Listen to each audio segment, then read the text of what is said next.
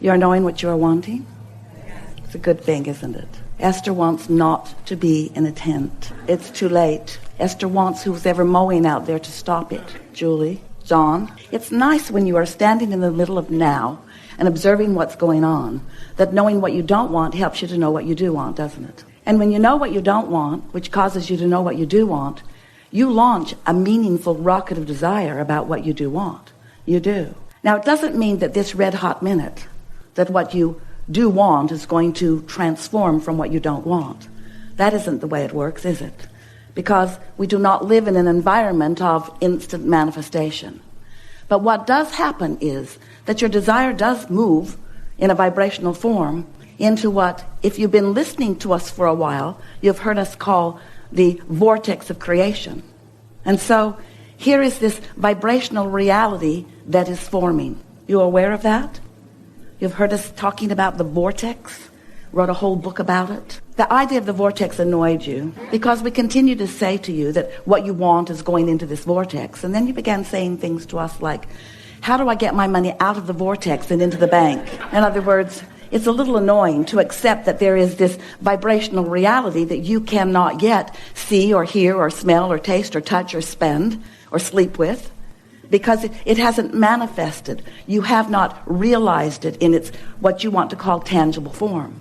But we want you to understand that even though it has not yet manifested, and even though you cannot realize it in its tangible form quite yet, that it is a reality that does exist, and that law of attraction is causing a coming together of things like it. In other words, law of attraction is bringing all cooperative components for whatever it is that you are wanting. All cooperative components. Recently, we had a wonderful conversation with a woman sitting in the hot seat. And she made a very clear statement. Abraham, I would like to have $100,000 because I want to travel and I would like it soon, please. And we said to her, it's important to notice that your journey, your traveling journey, which is what she wanted the money for, did not just begin when that desire or idea about getting money in order to travel was formulated within you. That journey has been a long time in the making. In other words, life has been sifted and sorted by you, and you've been launching these rockets of desires, and there is a reality that is forming, that is becoming bigger and bigger. It is getting ready to be known by you, but it is a vibrational thing that cannot be seen by you yet, but it can be felt by you. In other words, you can feel your desires coming into formation if you will be sensitive to the way you feel. So, as we're moving forward here today, we want to help you come to understand.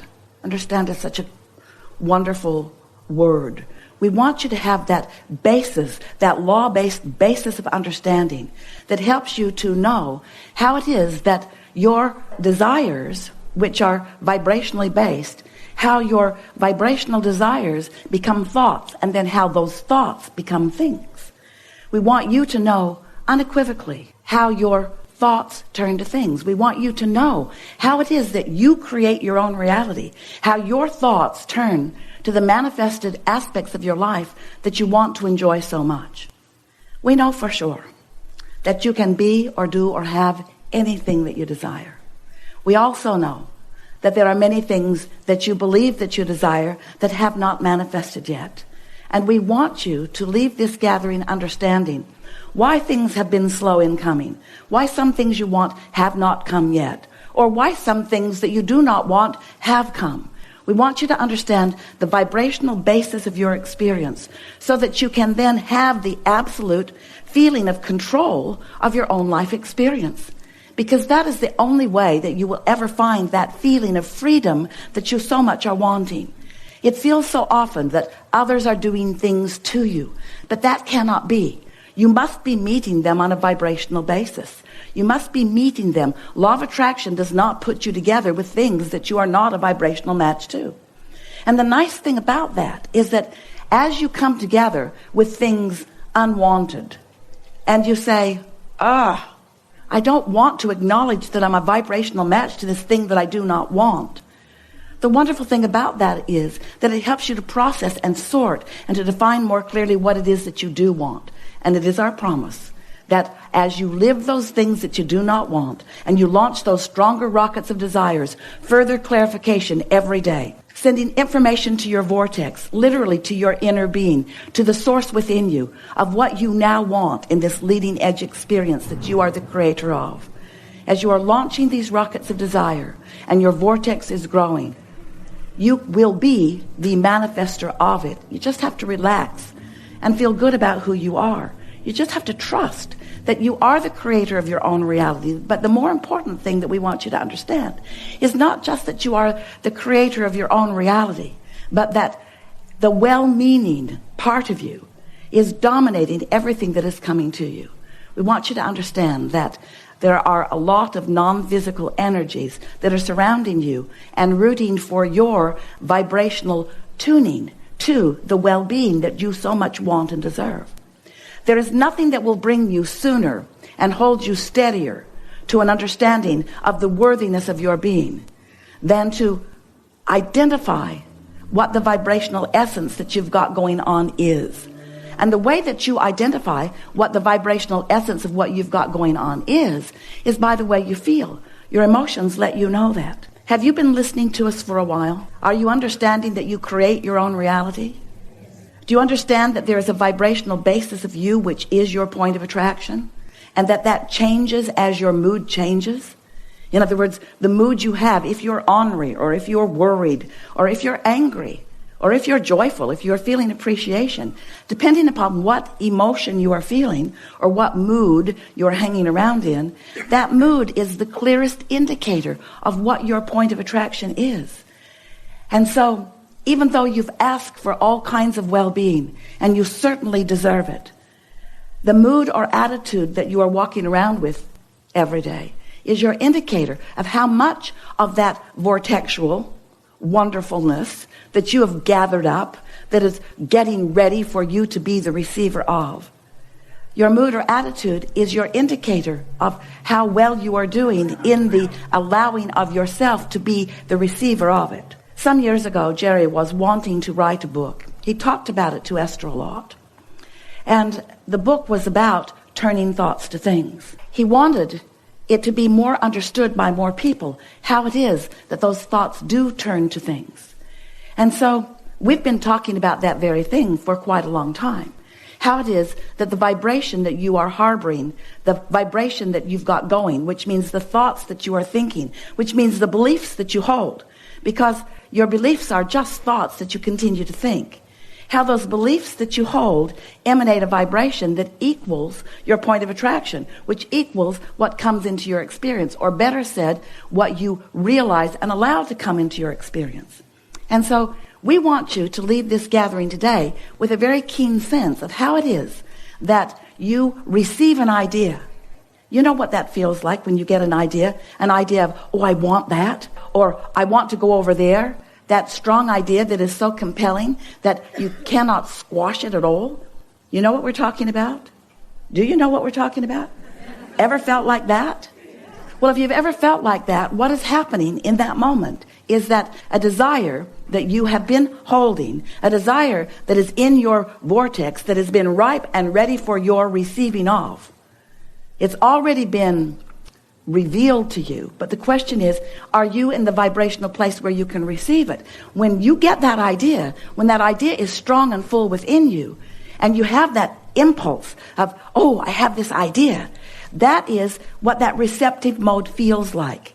And that is from the perspective of the creative process of sorting and sifting and knowing what you don't want and knowing what you do want and filling your vortex full of all kinds of things for a long period of time, some of them even before you came into this physical body.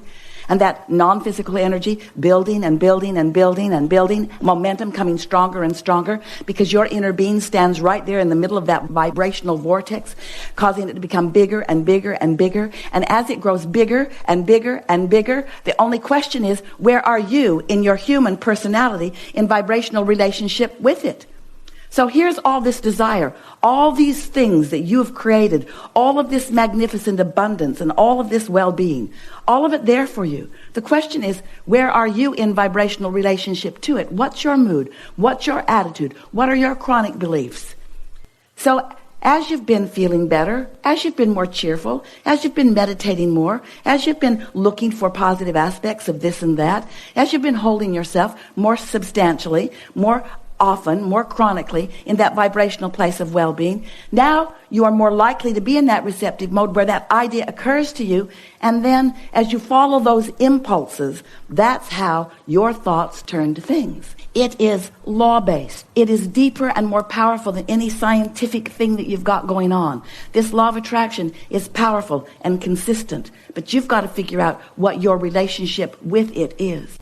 So you are more than this physical body. Do you know that? You were source energy before you got here, and you're still source energy even though you are here. The non-physical part of you is aware of everything that you are doing. The non-physical part of you knows where you stand right now in relationship to everything you want. Knows the vibrational variance, we've been calling that the gap, the vibrational variance between where you are in terms of what you want and what you want. And even more important, your inner being knows what the path of least resistance is for you to move yourself from where you are in relationship to anything, like money or relationships or anything, to move you from where you are to where you really want to be. And so as you come to understand that you have a source within you, we refer to it as your inner being, but you can call it whatever you want. You have an inner being within you who knows where you are and knows what the path of least resistance is from where you stand to where you want to be. Now that path of least resistance, that's an important thing to understand, because the path of least resistance is just about the stuff, the resistance that you've thrown on your path. It's talking about your doubts or your fears, the things that you worry about. When you would like, let's say for example, because it's rampant in the energy, when you would like an extra $100,000 or 200 or 300 or 400 today or tomorrow or the next day, when you're wanting an increase in the dollars that are flowing into your experience, but you believe that that's not likely, or you believe that you've come so far without it and so it's not logical that you would move forward anytime soon with it, or you believe that you don't know a lot of people around you, that money is just dropping into their lap, or you believe that you have to work very hard for it, and you're already working very hard for the money that you have. And so how much harder would you have to work for more money? How many more hours would you have to spend? So as you have those kinds of thoughts going on in relationship to the desire that you hold, those thoughts are the resistance that you've thrown on your trail. So when we say your inner being knows what your path of least resistance is, what that means is your inner being knows what your likely thoughts are about anything and everything. And your inner being knows how to guide you around them. Your inner being knows how to inspire you with a question that once the answer comes, you'll be in a new vibrational place. Your inner being knows how to, as easily as you will allow, lead you to everything that is important to you. And we want you to know, this is really an important place to begin. We want you to know that your inner being is not standing around with other inner beings. We are a big gang. Your inner being is not standing around with other inner beings and complaining about how much resistance is in your way. Your inner being isn't wishing that you hadn't done that when you were 12 or 14 or 15. Your inner being isn't holding any attention on those unwanted things. Your inner being is giving only undivided full attention to the pure positive energy of your desire. And as you understand that that's what's going on, that your inner being is focused precisely and purely upon the things that you want, and only your doubtful thoughts are in the way.